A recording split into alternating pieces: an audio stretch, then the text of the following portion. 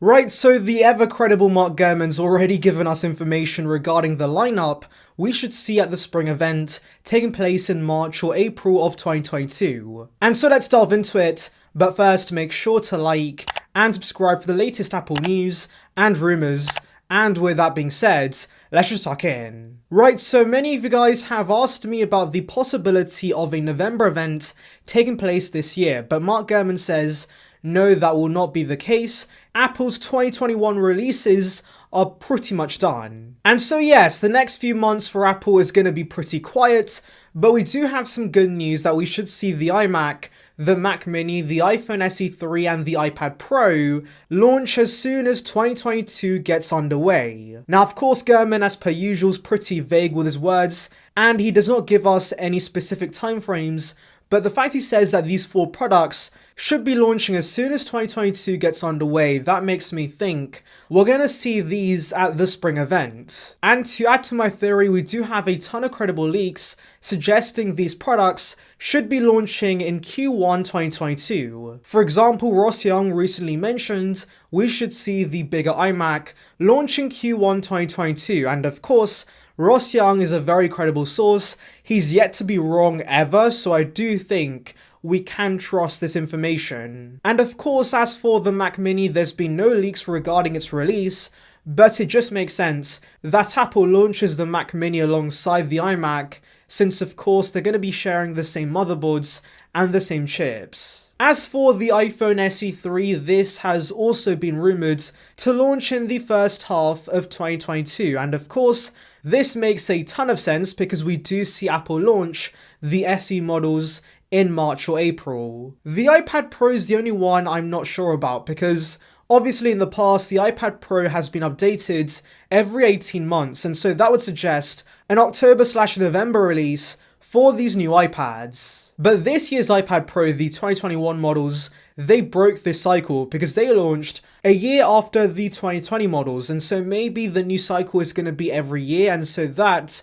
could maybe explain why we're seeing a spring release, since of course Apple did launch the 2021 models at the spring loaded event. However, there is one product that's missing from the lineup, and that is the iPad Air 5. There's been a ton of reports regarding a Q1 release for the iPad Air 5, and it's weird that Mark Gurman does not mention that. And to be honest, the iPad Air is in dire need of an upgrade because it's the only iPad without center stage, and of course the recently announced iPad mini has better specs than the iPad Air 4, so I do think we should expect the iPad Air 5 to release at this event. It's either that or maybe a press release around the same time.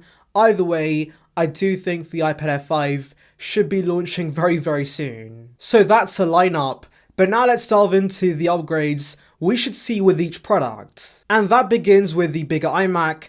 This is going to get the same design treatment we saw with the M1 iMac, but of course with black bezels instead, and also two color options which should be space grey and silver. And well, basically this is going to be a desktop version of the MacBook Pros. So that means we're getting the ProMotion mini LED panel, it's going to be 27 inches.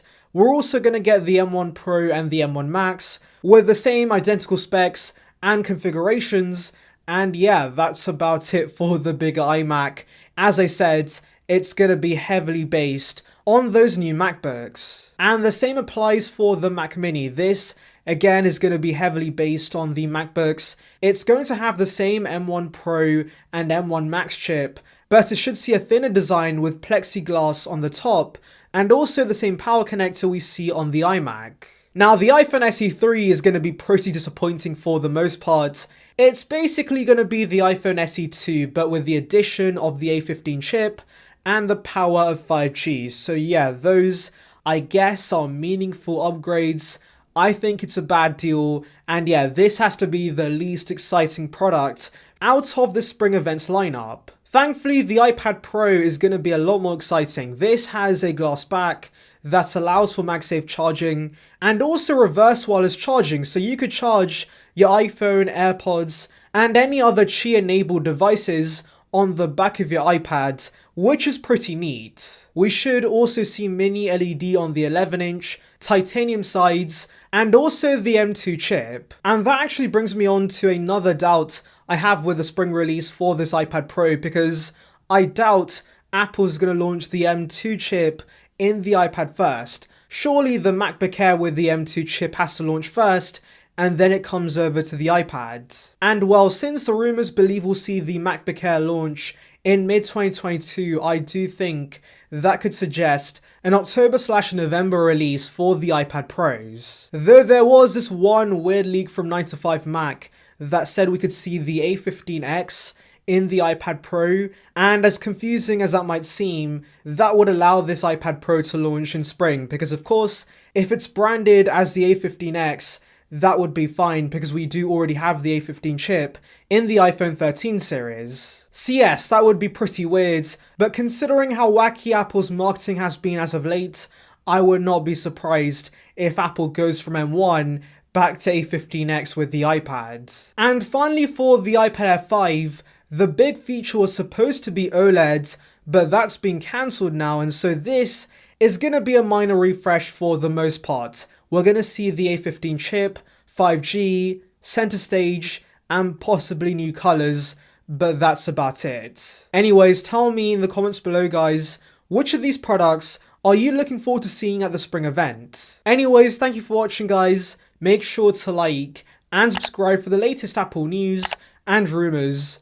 Check out the video in the icon above on details regarding the new Apple TV, and on that note, I'll see you guys in the next one. See ya, peeps.